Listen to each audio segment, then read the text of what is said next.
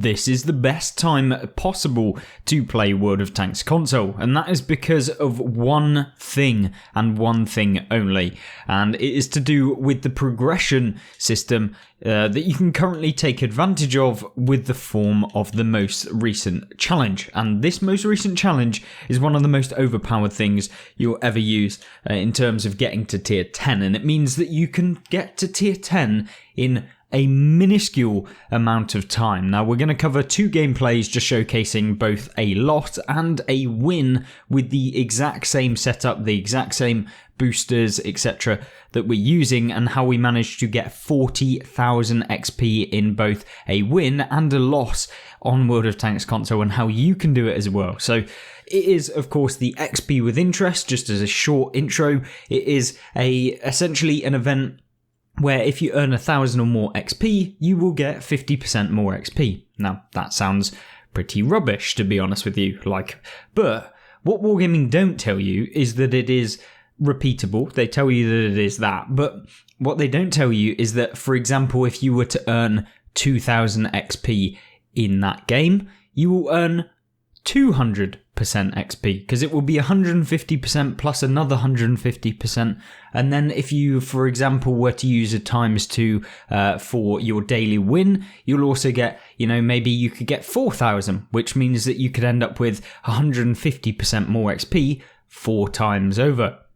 Remember as well, if you have premium time, you're getting an additional 50%. Plus, if you're using ×5 XP boosters, which you can do, it will also apply it. So you could end up with nearly like a 12 times XP boost, depending on how much you get XP, the base amount in the beginning of the game. And that's why I've been able to pick up results like what you're seeing here, having a pretty okay game in the M46 pattern with 24,000 XP in one singular battle, using, of course, a ×5 XP booster alongside this operation, meaning that, you can definitely grind your way towards some of the top tier tanks within World of Tanks console super quickly, and it'll work for both World War II and, of course, Cold War. Whichever mode you fancy playing, you'll be able to take advantage of it. The first replay that we have to showcase is on El Haluf, and this is a losing battle, but I'm going to tell you how you can use, even on a loss, to be able to earn probably 5 to 6, maybe even 10 times more XP than you would on a traditional loss within a battle. Now, granted, this was a fairly decent game, so it is a high damage game in the M46 pattern, but alternatively, you could think of this maybe even a winning scenario where you do pretty bad. So it's just basically super easy for you to be able to get XP. I got a little bit cheesed off that the T-77 just decided to drive straight ahead in front of me rather than slow down or just actually make a route for himself to go around. Super annoying. It means that you can lose the early spot on the hill area in C2 to be able to kind of combat maybe enemy mediums that have pushed up or whatever. But either way, the gameplay. So how can you actually play to get more XP? Now, this is a very generic kind of a statement, I guess, in terms of, or question that a lot of people ask, regardless of skill level. A lot of people are wondering, how can I actually get more XP, or how can I farm events like this to come away with ridiculous amounts of XP, and how you can go from a tier 6 all the way to tier 10 in probably in the region of about 50 battles when you think about it. If you can guarantee about 20,000 on average XP in one singular game using the boosters, then you are looking at 1 million XP. Well, here's how you can do it. So first things first, you are, of course, going to want to use all of your XP boosters that you possibly have during this event, because it makes them more overpowered. So not only will you get the actual XP booster that you've got on, but it will also multiply it by that 50%. So for example, if you've got a ×5 XP boost, if you've got 1,000 base experience, then it will times that by 5, and it will also then mean that you get more XP in the game, which then in turn adds on the additional challenges, which gives you even more XP. So yes, it's one of the most overpowered, broken things that Wargaming have introduced in terms of being able to grind through tech tree lines, and it is the best XP earn operation out there, other than maybe String Theory, if you could potentially win every single game that you play. But remember, most people are not absolute gods that have a 75% win rate and can guarantee winning, 5 games in a row and then consistently winning games after that to get the results. This one requires you to literally just play the game. You can win, you can lose, it doesn't matter. You will still be able to take advantage of the bonus, which is why it's so important that you kind of take advantage of this, especially if you are going to be wanting to progress through loads of tier 10s, or maybe you're stuck on a stock tank that you absolutely hate. Now is the time to jump into it. So in this game, what we're wanting to do to be able to get the more experience within the game itself is to go for obviously damage. But remember, damage is not the key indicator as to how much XP you can get. The amount of times I've had probably double the damage or 1.5 times the damage of someone that's came above me, and also I've had more assistance damage but still ended up with less XP.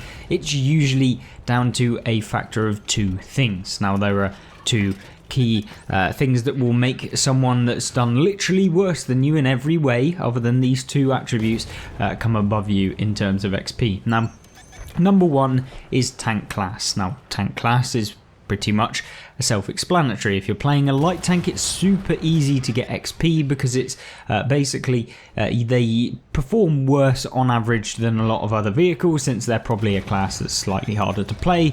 And it means that if you were to, for example, to have a 5k damage game in a light tank compared to having a 5k damage game in a tank destroyer, you will definitely end up with way more XP in that game than you would in the alternative. So that's kind of where it's at in terms of being able to have ridiculous amounts of XP, and you could probably look at getting like 30 to 35,000 XP in one singular game if you're using a light tank and having a really good game in it, which is unbelievable when you think about the fact that most people probably look at getting an XP in the region of about couple thousand maybe. If you've got premium time, if you've got all of the boosters, etc., then yeah, probably about 2,000 or 3,000 or something like that.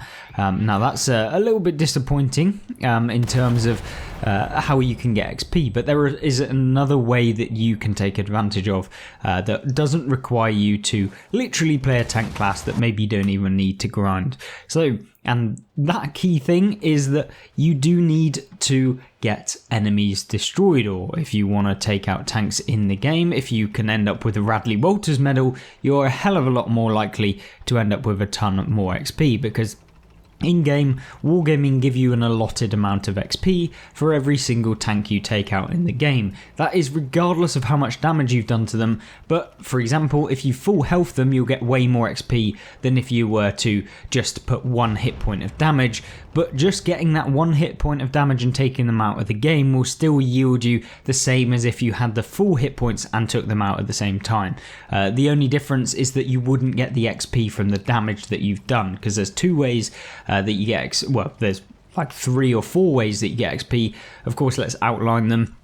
First one is enemies taken out, second one is damage, and then the third and the fourth one are enemies spotted, as well as then enemies assistance damage. So if you track someone, they get hit, you get assistance damage. That's another way of getting XP. So there's quite a few different ways of doing it, but ultimately the best ones to go for is getting the actual enemies destroyed, as well as being able to get the damage itself.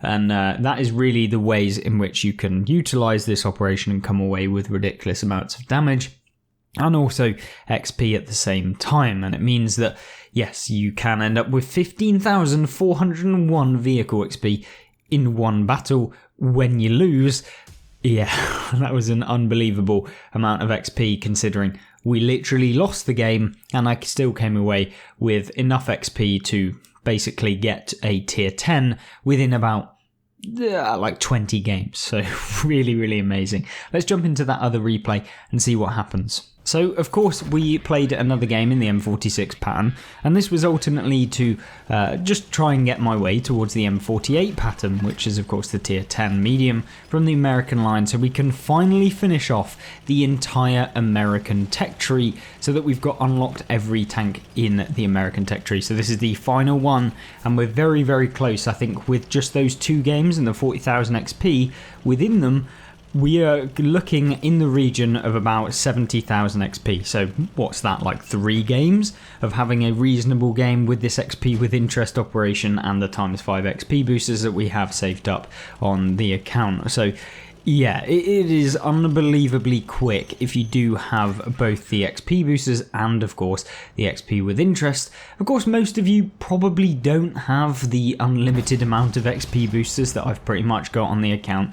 Granted, I only have 50 times 5 XP boosters, which is a lot, but even without them, I have like 500 times 3 XP boosters or something absolutely absurd. So I'm basically always playing with XP boosters on, so that's always good in terms of being able to get the content that you guys enjoy. And luckily I've been gifted by a lot of people things that basically help out my account. But without that, without your guys' support, I wouldn't be able to make the amount of videos that I do, and with all of the various different tanks that I have. And of course, we've been able to get a ton of premium tanks thanks to people like Fat Little Bernie for actually gifting me tanks that I can review, and loads of others that have just helped me along the way. So I really do appreciate all of your support. But let's get back into the kind of ways in which Wargaming kind of changed the whole dynamic with the amount of XP that you can get. Now, I don't know whether this is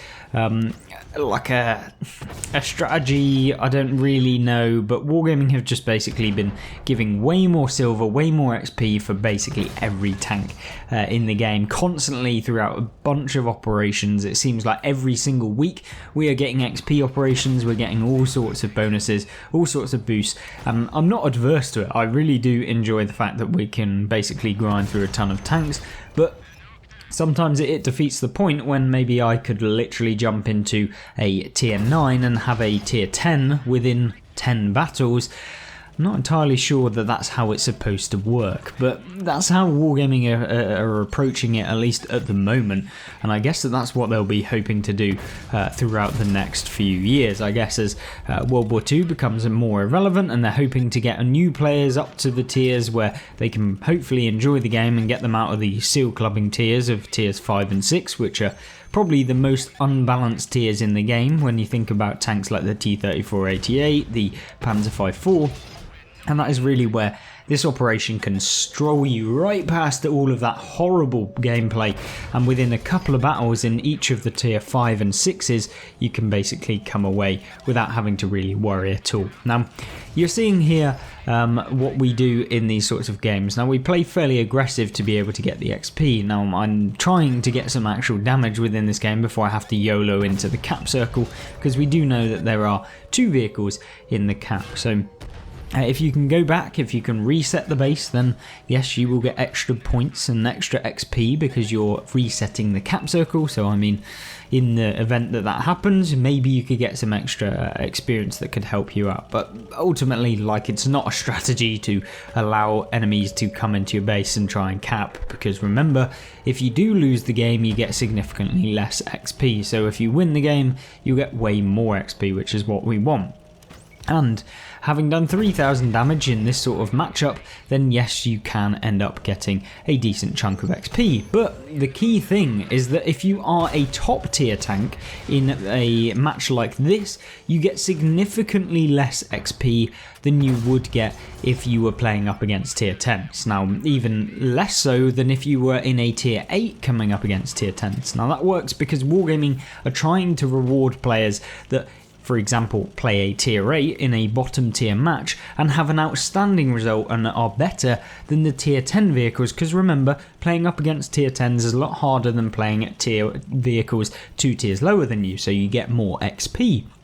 Which is how it works in terms of Wargaming's treatment of giving XP. So not only do you get damage, but not all damage is the exact same. 100 damage against a tier 10 tank is way more kind of useful if you're playing in a tier 8 than if you were to get 100 damage against a tier 6 vehicle. So you get different amounts of XP dependent on the tank tier that you're shooting and how much damage you've done within the game, how much assistance, etc. So if you can combine that all in one, then you can end up with games like this with 24,400 XP for a fairly mediocre game in a top tier tank playing up against tier 7s and 8s and just coming away with 4,100 damage and no assistance whatsoever. So this is kind of like your bog standard result, I would guess, in a tier 9 medium tank, or a fairly okay, like a good to average game in this vehicle. And yeah, still 24,000 XP, which is unbelievable. And this is why I'm imploring you to go in and use this game mode to come away with XP amounts that are outrageous. It is the best operation that you can use, and even without the ×5 XP boosters that you can have, you can still net yourself 15,000 XP. You basically just take away like 10,000 or whatever it might be that is the additional, and you're still going to end up with like 10,000 XP consistently in your games right now on World of Tanks. And it is available until the following Tuesday as of the recording of this video, the next Tuesday coming up. So yes, just take advantage of it. I really do recommend it. I don't know how to stress it enough. If you are grinding through some of the horrible tanks, something like a Centurion 1, then I really do recommend you go out there and finish off the grind right now. But other than that, if you have any questions, if you have any queries, if you think I've got anything wrong, then leave it in the comment section down below. And if you want to support the channel like you've been doing for the past year, well, in fact, nearly 3 years at this point, I've been doing videos on this channel, I believe, off the top of my head. I think it's like 3 years, maybe just a little bit less than that. But yeah, unbelievable support. And we've got a massive thing unveiling on Christmas Day this year. Well, I don't know whether it'll be a Christmas present, but it's definitely not a Christmas present. But there's something big coming on Christmas Day this year, and you might get to see something else, see a little bit more of me than usual. So that's all I'm saying. Other than that, I hope you have a fantastic rest of the day, and I hope you do enjoy the next video that you watch if you do join me back. See you there. Goodbye.